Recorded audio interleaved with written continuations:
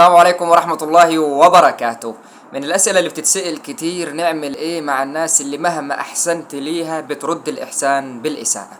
طيب، بص مبدئيا كده ده لازم نتفق إن ده طبع في الإنسان، وإن الطبع صعب أو شبه مستحيل إنك تغيره. الطبع غلب التطبع زي ما بيقولوا. طيب، في ناس كتير للأسف مهما بتديها إحسان وبتعملها كويس، فجأة كده بيبقى بيعاملك كويس بوضع مؤقت، وفجأة يلدغك، لا ويقصر معاك وكمان يعاملك بالإساءة، لدرجة إنك تفضل تسأل نفسك: هو أنا عملت إيه؟ هو أنا كنت في وحش في إيه؟ طب هو أنا قصرت في إيه؟ أنت لا قصرت ولا وحش ولا أي شيء، ببساطة دي طبع.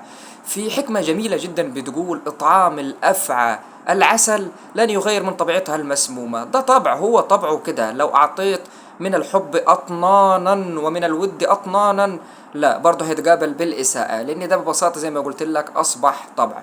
الحل الوحيد وصاحبهما في الدنيا معروفة. صاحب الناس دي في الدنيا معروفة ازاي؟ السلام عليكم وعليكم السلام.